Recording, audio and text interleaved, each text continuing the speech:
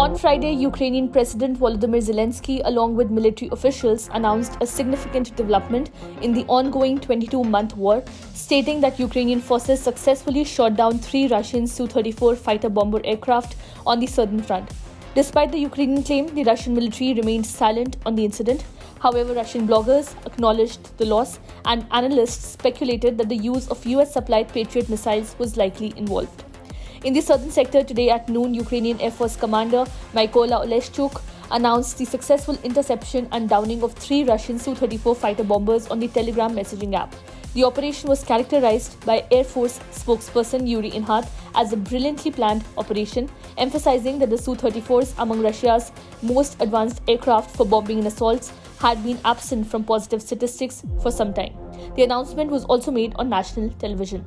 In his nightly video address, President Volodymyr Zelensky commended the anti-aircraft unit in the Odessa region for successfully downing the planes in the Kherson region, which was occupied during Moscow's February 2022 invasion.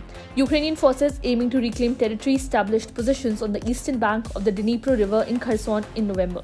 According to Eurasia Daily, a Russia-based journal, the Ukrainian account appears plausible, suggesting that Kyiv could have utilized Patriot missiles with a range of up to 160 kilometers from the western side of the Dnipro River. Ukrainian aviation expert Valery Romanenko, speaking on Ukrainian NV radio, expressed the belief that Patriot missiles were likely responsible for downing the Russian jets. He explained that the situation involved Russians dropping numerous bombs in the south, with 3 aircraft flying together and getting intercepted. Romanenko highlighted the oversight in considering the Patriots' 160-kilometer range for aerodynamic targets. Despite past successes, Ukrainian forces have faced challenges since making rapid gains a year ago in retaking Russian-held territory. A counter-offensive launched in June in the east and south has seen limited progress. While acknowledging slower gains than hoped, President Zelensky has dismissed claims by General Valery Zaluzny that the war has entered a phase of attrition, rejecting the need for a change in tactics.